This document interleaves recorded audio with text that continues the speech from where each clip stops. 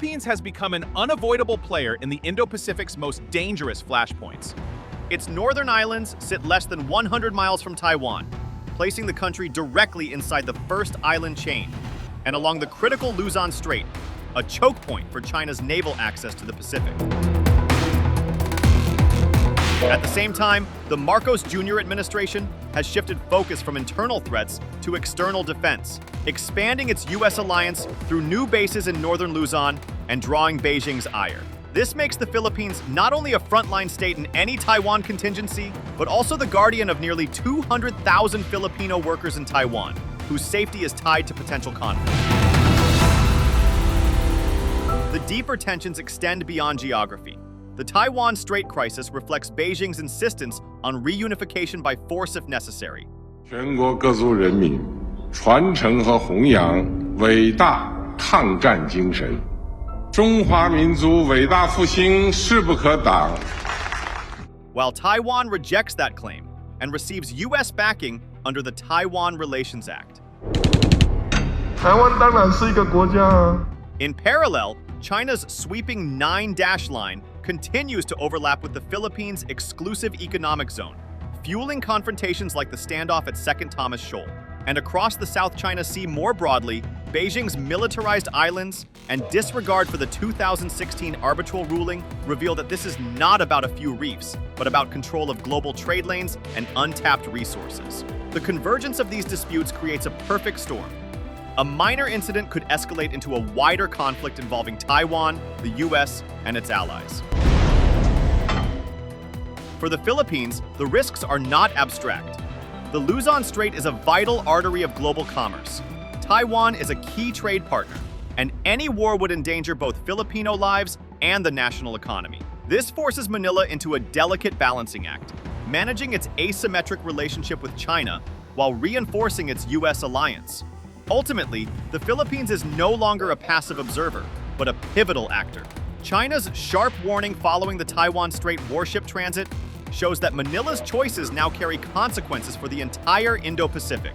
Its role in these overlapping crises will shape not only its sovereignty and security, but also the stability of one of the world's most critical regions.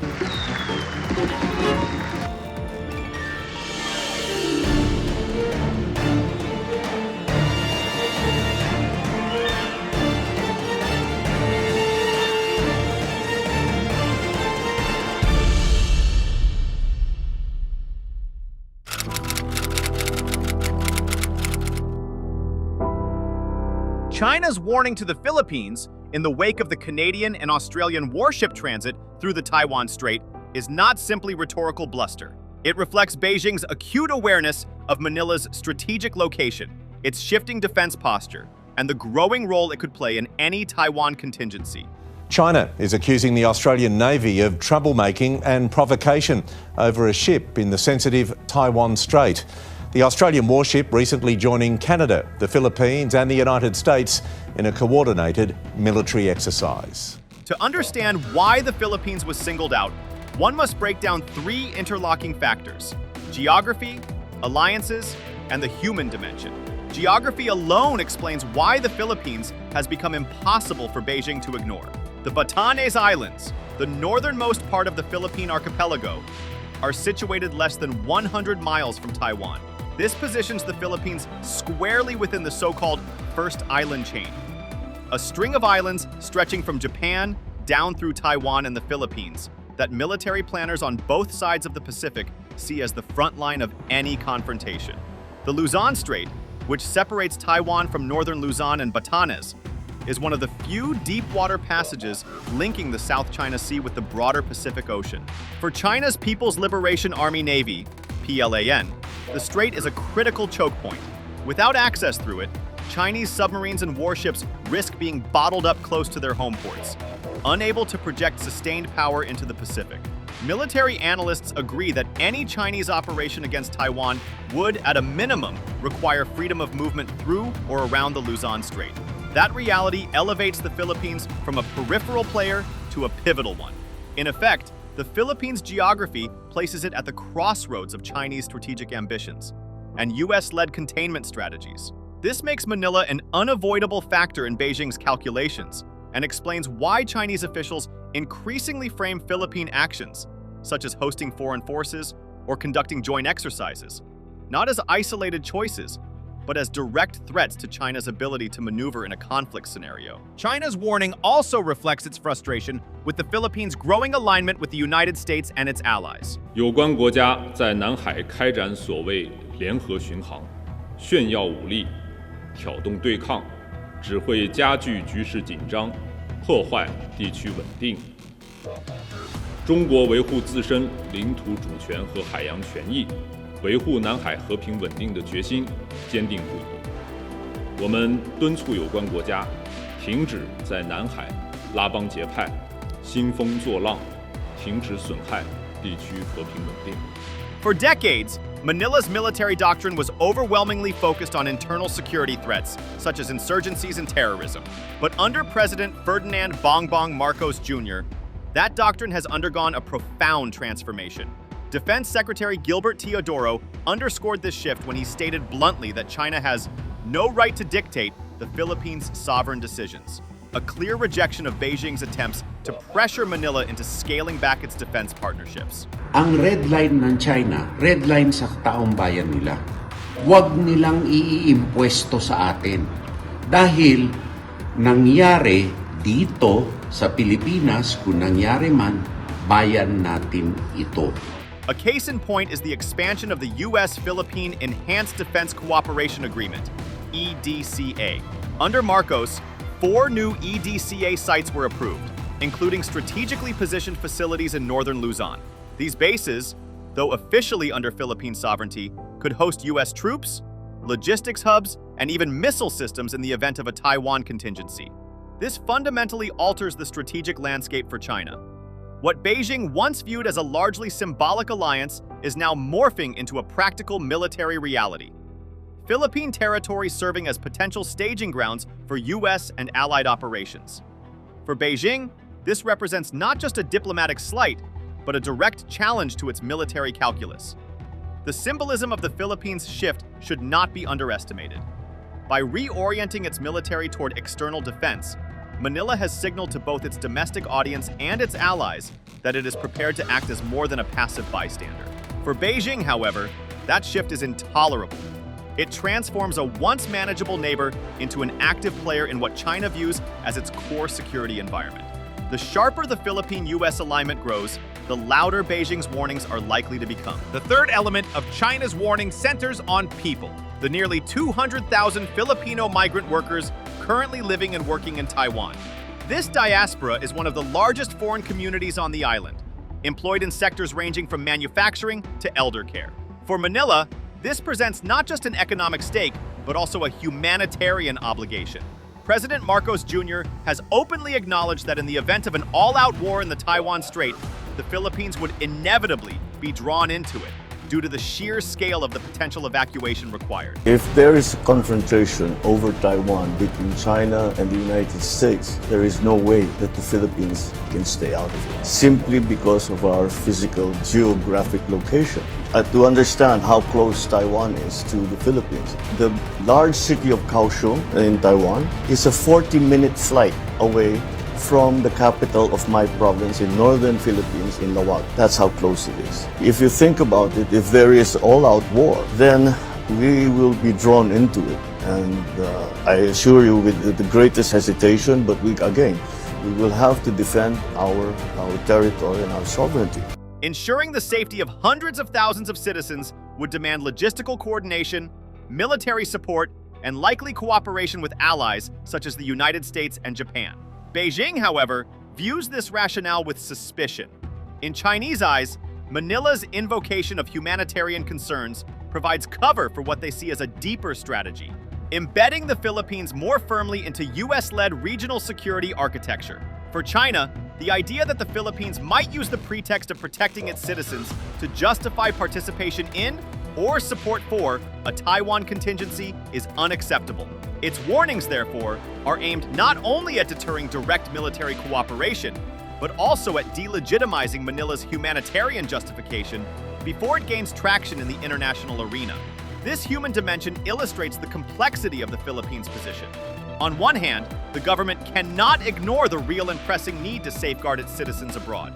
On the other hand, China interprets even humanitarian preparations as acts of hostility. This creates a dangerous paradox. The more the Philippines seeks to plan responsibly, the more Beijing perceives provocation, heightening the risk of escalation.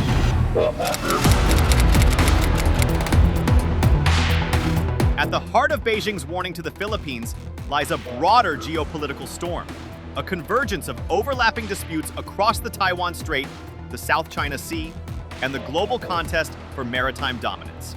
Each of these conflicts carries its own history, legal arguments, and strategic stakes, but they are now tightly intertwined. To understand the Philippines' precarious position, we must first unpack these three fault lines. The Taiwan Strait has long been one of the world's most volatile flashpoints, rooted in the unresolved legacy of the Chinese Civil War. In 1949, when the Communist Party seized power on the mainland, the defeated nationalist forces under Chiang Kai-shek fled to Taiwan, establishing the Republic of China, ROC. Since then, the island has charted its own path, evolving into a vibrant democracy. Yet for Beijing, Taiwan remains a breakaway province that must eventually be reunified with the mainland by force if necessary.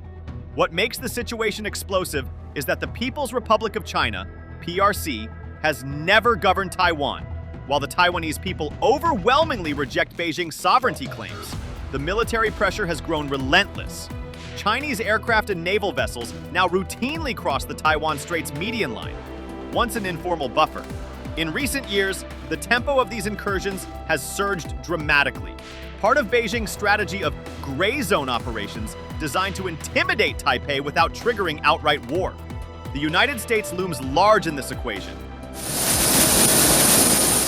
Bound by the Taiwan Relations Act, Washington provides extensive military aid and weapons systems to Taipei, while maintaining a policy of strategic ambiguity, deliberately leaving unclear whether it would intervene militarily in the event of a Chinese attack. This ambiguity is meant to deter both a Chinese invasion and a unilateral Taiwanese declaration of independence. But it also keeps the region on edge. For countries like the Philippines, geographically proximate and bound by alliances with the US, these tensions are not distant. They are potential catalysts for direct involvement. Parallel to the Taiwan issue is the simmering conflict between Manila and Beijing in the South China Sea. At its core lies China's sweeping 9-dash line, a claim that covers nearly the entire sea and overlaps with the Philippines' 200 nautical mile exclusive economic zone, EEZ. This claim has no legal standing under international law, but China enforces it aggressively through its Coast Guard, maritime militia, and Navy. China has not hesitated to directly link its grievances over Taiwan with its South China Sea disputes. A Chinese Foreign Ministry spokesperson recently warned that Philippine officials playing the troublemaker on the Taiwan question would face consequences. 菲方在涉台问题上不断采取错误挑衅言行，严重违反国际关系基本准则和在涉台问题上所作承诺，持续损害中菲关系，踩踏中方红线，必将付出代价。由此产生的一切后果，必须由菲方承担。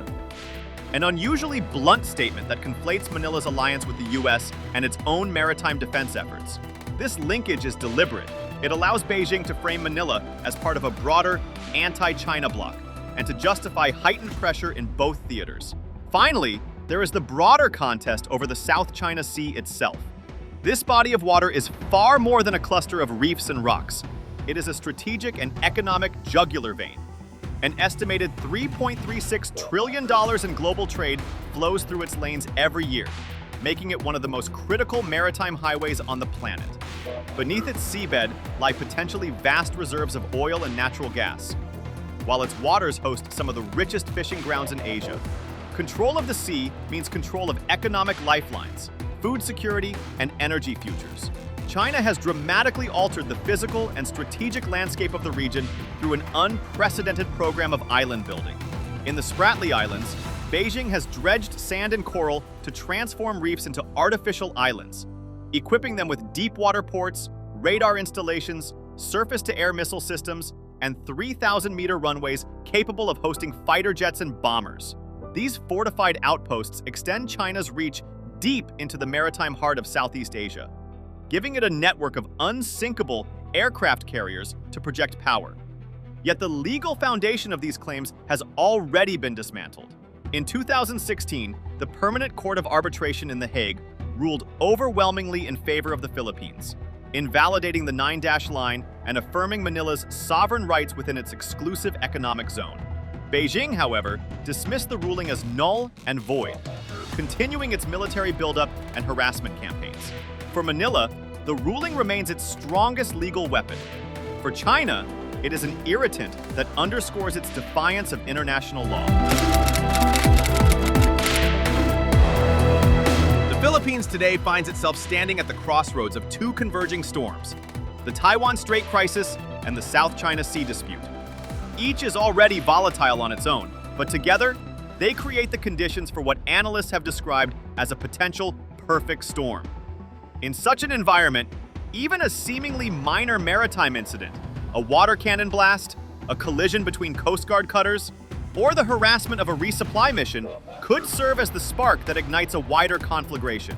With Taiwan only 120 miles from the Batanes Islands and the Luzon Strait serving as one of the region's most critical choke points, the Philippines would almost certainly be drawn into the first stages of any Taiwan contingency. For Manila, this is not a hypothetical risk. It is a looming reality where geography alone ensures it cannot remain on the sidelines. The economic consequences of such a crisis would be staggering. The Luzon Strait, which lies between Taiwan and the northern Philippines, is not only a strategic military passage, but also a vital artery of commerce. As one of the world's busiest shipping lanes, it channels goods, energy, and raw materials between East Asia and the wider Pacific. Any disruption, whether from blockades, naval clashes, or AI-driven exclusion zones, would reverberate globally. For the Philippines, the cost would be especially acute.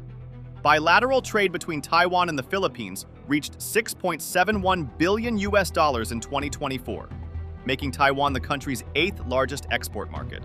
Taiwan's role in global semiconductor supply chains also means that any instability would choke off critical imports for Philippine industries, from electronics to automotive manufacturing.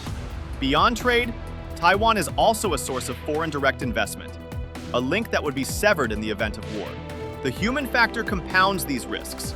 Nearly 200,000 Filipinos live and work in Taiwan, contributing both to the island's economy and to remittances back home. In a conflict scenario, their lives would be at immediate risk, and the Philippines would face the monumental challenge of... Amid this turbulent environment, Manila faces a delicate balancing act. On one hand, it must uphold its alliance with the United States, which has repeatedly reaffirmed that any attack on Philippine forces, aircraft, or vessels in the South China Sea would trigger the Mutual Defense Treaty, MDT. On the other hand, the Philippines cannot afford to ignore the overwhelming power asymmetry with China, its largest trading partner and geographic neighbor.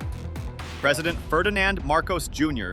has tried to walk this diplomatic tightrope by publicizing Chinese aggression while avoiding open provocation, strengthening defense ties with allies while maintaining channels of dialogue with Beijing. Yet the risks of miscalculation remain high. As one regional analyst put it, the Philippines must approach this relationship with clear eyes, sensitive not only to the tensions and hardline positions that dominate the headlines, but also to the broader realities and shared interests that have long defined the region's collective engagement with China. This observation underscores the tightrope Manila must walk. Resisting coercion without tipping into open conflict, leveraging alliances without becoming a mere pawn, and defending sovereignty without sacrificing economic stability. The recent transit of Canadian and Australian warships through the Taiwan Strait and Beijing's sharp warning to Manila are not isolated diplomatic sparks. They are a microcosm of the region's deeper and more entrenched security dilemmas, where the Taiwan issue, the South China Sea disputes, and the larger contest for influence in the Indo-Pacific are all tightly interwoven. What happens in one flashpoint reverberates across the other. China's warning was not just about foreign warships. It was about signaling to the Philippines that its geography, its alliances, and its choices are now inseparable from the strategic rivalry shaping Asia's future. For the Philippines, the warning crystallizes an unavoidable truth. It is no longer merely a bystander or a peripheral claimant in the South China Sea. Its northern islands sit at the mouth of the Luzon Strait, a maritime choke point critical for both Chinese and Allied naval operations. In the years ahead, every choice Manila makes will echo beyond its shores, Shaping whether the South China Sea becomes a theater of unchecked coercion or a proving ground for the defense of international law. If you like the video, do not forget to like, share, and subscribe our channel for deep analysis of contemporary issues.